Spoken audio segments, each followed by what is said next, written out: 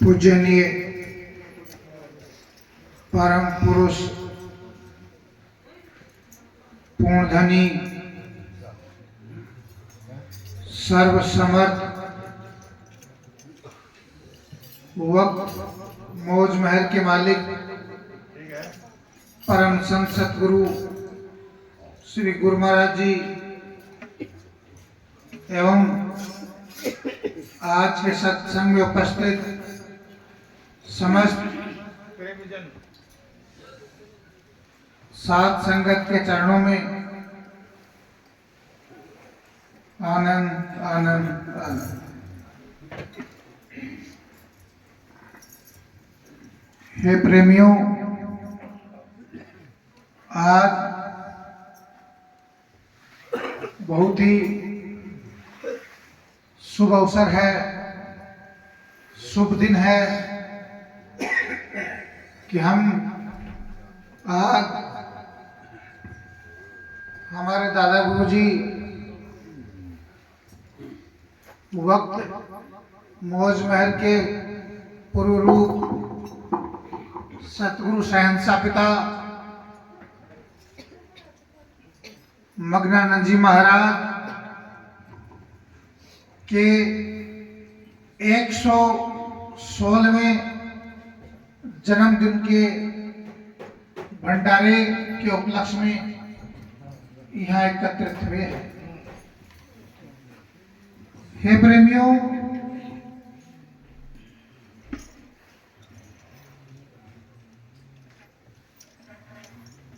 आदि जुगादि समय से संत महात्मा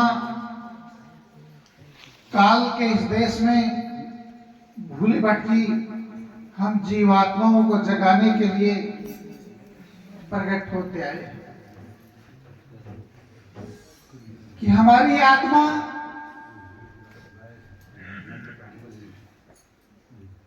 काफी समय पूर्व कहते हैं अनंत जन्मों की भूल थी, भूल में वस्तु अनमोल थी। कृपा भई गुरुदेव की, मोहे प्रेम का जाम पिला दिया। 184 की नींद से सतगुरु आए जगा दिया। कि हे प्रेमियों, 84 लाख योनियों में कीड़ी से लेकर हाथी तक, न दिखने वाले योनियों से लेकर पहाड़ों की योनियों में तक हमारी ये जीवात्मा विचरण करने के बाद, अर्थात इस एक घेरे को पार करने के बाद संत महात्मा बताते हैं कि 3.5 करोड़ लाख वर्ष बाद आज ये पावन अवसर, आज ये पवित्र, आज ये सत्संग की बेला हमें प्राप्त हुई है कि एक फेरे में इतने दुख भोगने के बाद आज वह परम पिता परमात्मा, आज वह दीन दयाल, आज सतगुरु शहंशाह पिता इस काल की कैद खाने से छुटाने के लिए, हम जीवात्माओं के लिए अपने निज देश से प्रकट करके आए हैं। हे प्रेमियों, जिस प्रकार से समुद्र में ज्वार आता है और समुद्र का पानी ऊपर की तरफ ऊंचा चढ़ता है, तो नदी, नाले, पोखर, तालाब, गड्ढे सभी को लबालब भर देता है। ठीक इसी प्रकार से जब इस काल के देश में पीड़ित दुखी आत्माएं परम पिता परमात्मा से, अपने सतगुरु से पुकार करती है, तो परम पिता परमात्मा वक्त दयाल के रूप में इस धरा पर आकर के सत्संग के माध्यम से हम जीवात्माओं को अपने निज घर का रास्ता दिखलाते हैं।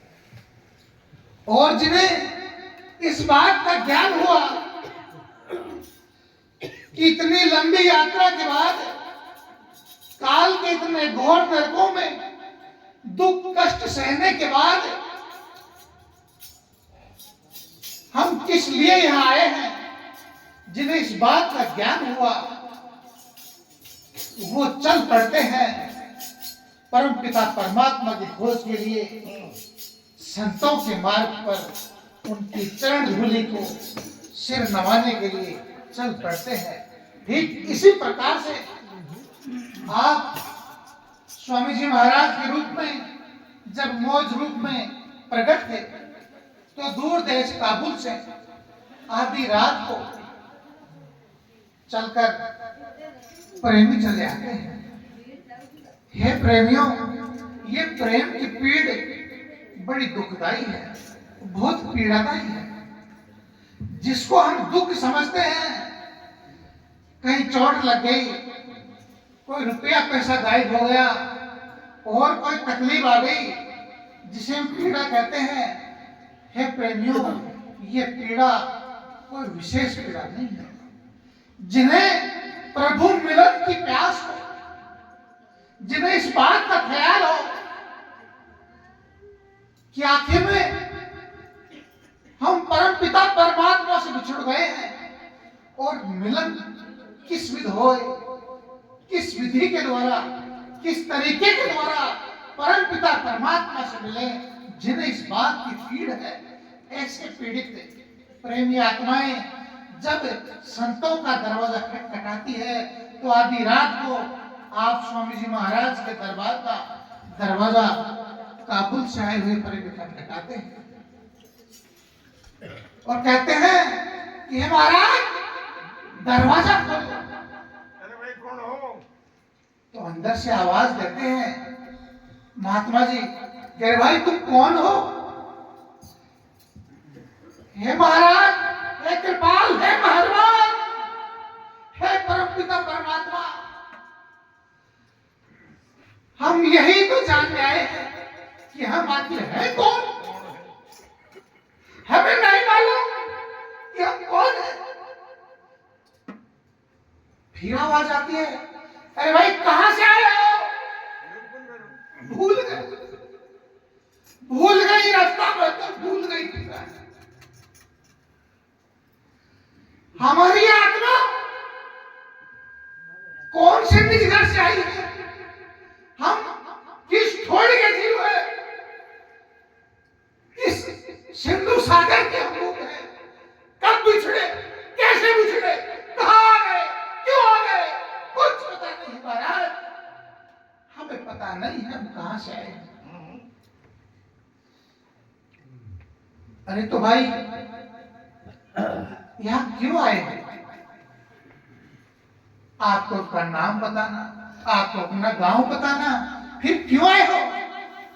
हे कृपा सिंधु, हे दया के सागर, हे जीवों के उद्धारक, हे परमपिता परमात्मा, आप दरवाजा खोलिए, हमने अपनी शरण में लीजिए और हमें बताइए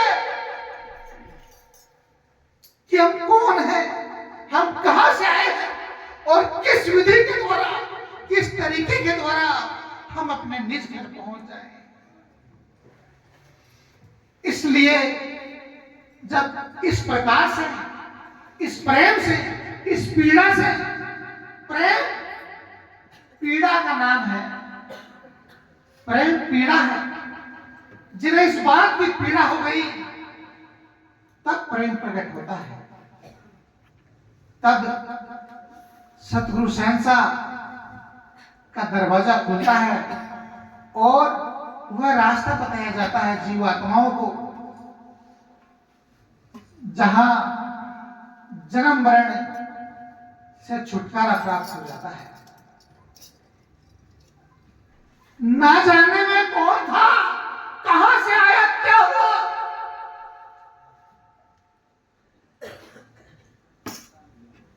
हे प्रेमियों,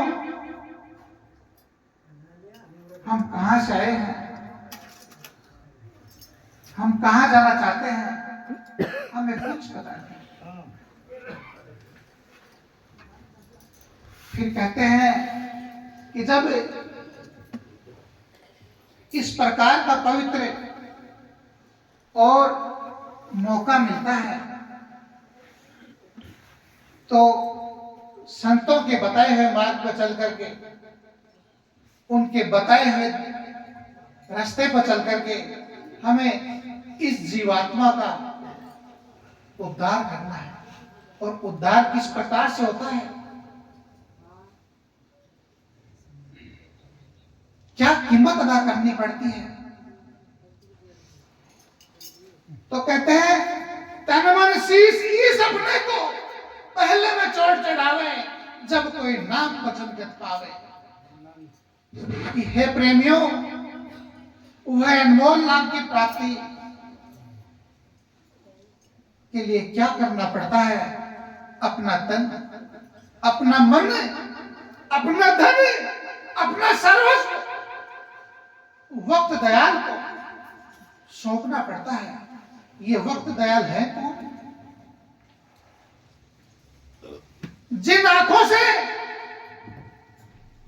जिन स्थूल आंखों से हम परमात्मा का दर्शन कर सकते हैं, जिन आंखों से हम जिंदा परमात्मा को देखते हैं,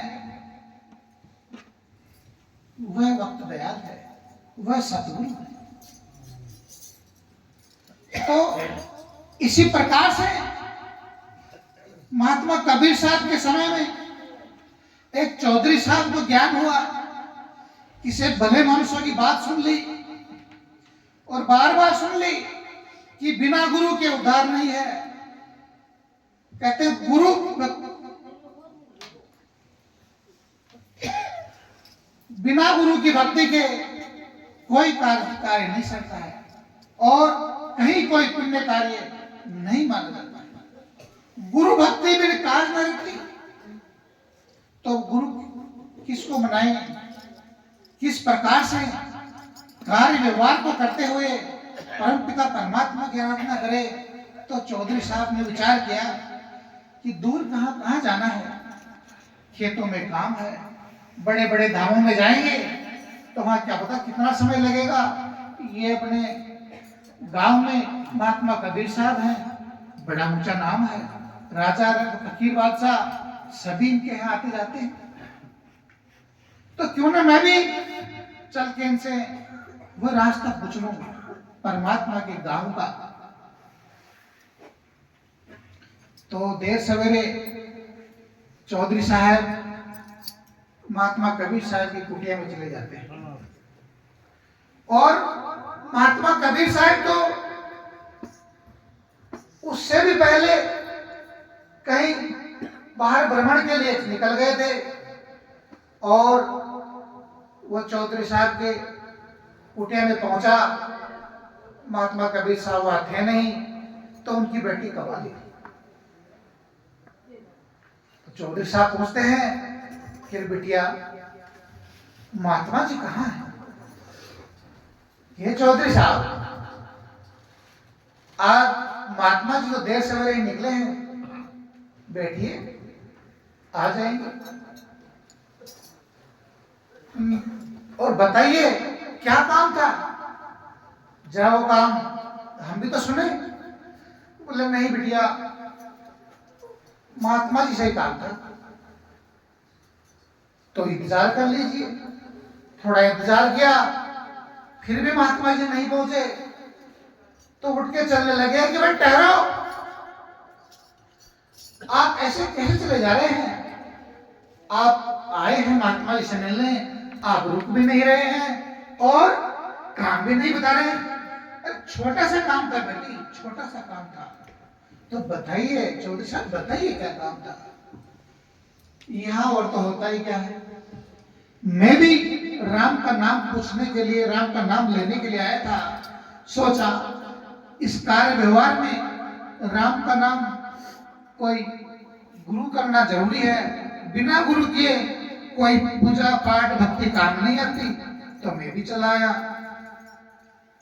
तो कहते हैं महाराज, हे चौधरी साहब, ये राम का नाम तो हम भी बता देंगे, यदि आप रुकना नहीं चाहते, यदि आप ठहरना नहीं चाहते, या तो आप ठहरो। महात्मा जी के आने तक पूरे दिन नहीं ठहरते तो ये काम हम कर देंगे, ध्यान उन्हीं का होगा। तो बोले भाई ये लो, इतना आसान है, आप बता दो। तो बोला बैठो। अब चौधरी साहब आराम से चारपाई पर बैठे हैं और कमाली बाई चक्कू ले काट के झोपड़ी के अंदर जाती है और एक तेज धार वाला चाकू लाती है और बाहर एक पत्थर पड़ा था, रखा था, उसमें बार बार पानी डाल डाल के धार लगाती है, हाथ से देखती है कि धार तैयार हुई कि नहीं हुई। अब चौधरी साहब के सामने वो बैठी थी, उसका ध्यान वहीं पर था, तो देखता है ये बच्ची है, भूल गई होगी बात, तो याद दिलाते हैं के भाई ए बिटिया मैंने कोई काम बताया था। अरे चौधरी साहब आप ही के काम तो लग रहे हैं, आप रुके रहो, ठहरो, आपका जल्दी ही काम तमाम कर देंगे। अरे बेटी काम तमाम नहीं करना, राम का नाम लेना था। जी बैठो। थोड़ी देर और बैठा रहा, लेकिन अब तो चक्कू में रुक के काम करेगी या बताओ नहीं।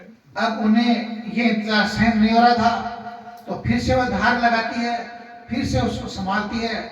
तो फिर चौधरी साहब से कहने गया कि अरे बेटी भूल गई मेरी बात, मैं राम का नाम लेने आया था और तू तो ये चक्कू की धार लगा रही है, इस चक्कू से और राम के नाम का क्या है। फिर चौधरी साहब ये आप ही का काम कर रहे हैं। अरे किस चक्कू से मेरा क्या करेगी, मुझे राम का नाम किस प्रकार से दिलाएगी।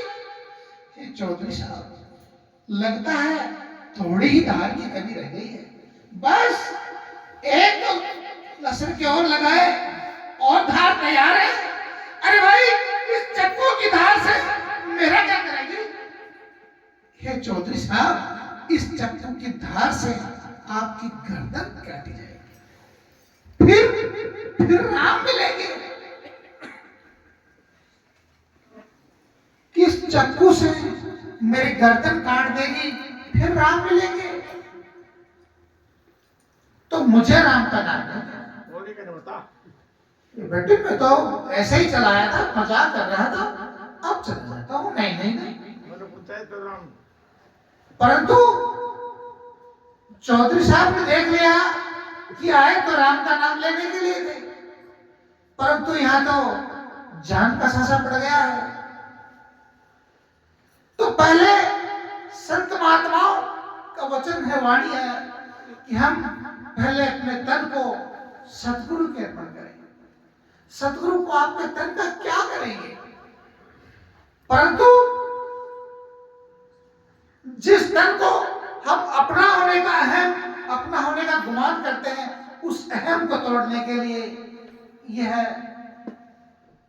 अर्पण किया जाता है और वह मौका दे करके और बिना जूती पहनी दौड़ा चला जाता है।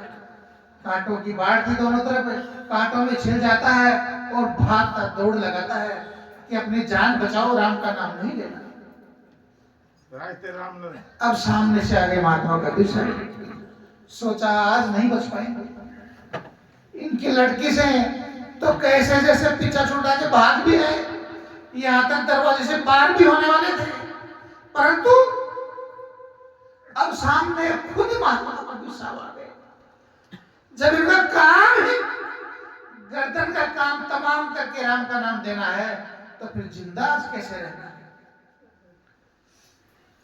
तो वह दौड़ा चला जाता है। महात्मा कबीर साहब पूछते हैं कि अरे चौधरी साहब आप तो आज देर सवेरे आए, आज तो बड़े जल्दी आए हो, क्या बात है, आज तो काफी दिनों से कभी आए नहीं।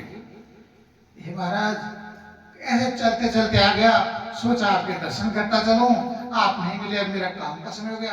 अब आ ही गए हो तो बताओ, आने का कारण बताओ। कि महाराज आने का कारण तो कोई बड़ा नहीं, पर मैं क्या बताऊं, आपकी लड़की से तो पीछा छुड़ा के भागा हूं। अरे भाई क्या बात हुई, पीछा छुड़ा के भागने की क्या बात हुई। हे महाराज अब देखा, अब मरना तो पड़ेगा। कहीं पीछे चाकू की धार लिए उनकी बेटी है, आगे खुद है, आगे निकलने नहीं देंगे, देखी जाएगी बात तो बता। तो कहते हैं कि महाराज मैं राम का नाम लेने आया था कि सोचा मैं भी कोई दो नाम ले लूं और इस कार्य व्यवहार को करते हुए नाम रटता रहूं, नाम जपता रहूं। तो बोले भाई बुराई क्या है, अच्छी बात है। तो आप थे नहीं, आपकी लड़की थी। उसने कहा कि या तो उनका इंतजार कीजिए, और मुझे इतना समय नहीं था, इंतजार नहीं कर सका, तो बोले वो नाम हम बता देंगे। फिर बताया नाम, अजी बताया कहा, वो काम ही ऐसा करने लगी कि मैं उठ के दौड़ भागा। अरे क्या ऐसा काम हो गया कि दौड़ के भागे? एक बार गलो कटाणो राम मिलो तो कि महाराज वो चाकू के धार लगा रही थी और पूछा तो कहती है कि पहले इससे तेरा गला काटूंगी, फिर राम मिल जाएंगे। तो महाराज मेरा गला काटने के बाद राम किसको चाहिए? तो महात्मा जी कहते हैं कि अरे भले आदमी, यदि एक बार गला कटाने से यदि राम मिल सके, यदि परमात्मा मिल सके, तो हे भाई कितने योनियों में, कितने जन्मों में ये गर्दन कितनी बार कटी है और बार बार इस नरकों के अंदर फिर से आ गई है। और एक बार कोई बलि छोड़कर, कोई संतों के रास्ते पर चलकर कोई गर्दन कटती है, कहते सिर सौंपा गुरुदेव को, सफल हुआ वो शीश, नितानंद उस शीश पे सदा बसे जगदीश। ये प्रेमियों, जिन्होंने अपने मस्तक पर, अपने हृदय में अपने सतगुरु को परमात्मा मान लिया, फिर राम उन्हें प्राप्त होता है और इस जन्म मरण से मुक्ति प्राप्त होती है। तो हे प्रेमियों, जन्म मरण से मुक्ति के लिए, इस काल जाल से छुटकारा प्राप्त करने के लिए ये संतों का सत्संग किया जाता है और इसी के द्वारा इस जीवात्मा का भला होता है। अतः हम बार बार सत्संगों में जाएं और सत्संगों की इस गंगा में पावन स्नान करें। आनंद आनंद आनंद। और सभी प्रेमीजनों के लिए पुनः शुभ सूचना। सतगुरु पिता दयाल दाता की असीम दयामय का अगला भंडारा इसी महीने की 7 तारीख 7 नवंबर, अर्थात आज 6 तो हो गई इस समय, और अगला दिन 7। तो 7 नवंबर को यही गुरुजी दरबार में ऋषिकेश के प्रेमीजन श्री दत्ता शर्मा जी के द्वारा सत्संग भंडारे का आयोजन तय हुआ है, जिसमें सभी सत्संग प्रेमी अधिक से अधिक संख्या में पहुंचे। दूसरी शुभ सूचना, सतगुरु दयाल दाता की असीम दयामय से इसी महीने की आने वाली 11 तारीख को ग्राम कलाखरी में, बुहाना से पहले ग्राम कलाखरी में प्रेमी जी श्री अनिल कुमार जी, सनोप श्री हनुमान प्रसाद जी जांगिड़ के यहाँ सत्संग भंडारे का आयोजन तय हुआ है, जिसमें भी आप सभी प्रेमियन अधिक से अधिक संख्या में पहुंचे। आनंद आनंद। बस की व्यवस्था है और कलाकारी सत्संग में जाने के लिए बस की सुविधा है। बस चिड़ावा पुरानी चुंगी सेठ वो मास्टर हजारी लाल जी की मूर्ति के सामने बस खड़ी होगी, वहां से दरबार और दरबार से कलाकारी के लिए प्रस्थान होगा। अपने अपने स्टैंड पर तय समय पर प्रेमजन पहुंचे। आनंद आनंद। चंद्राम श्री सोचन जी प्रेम।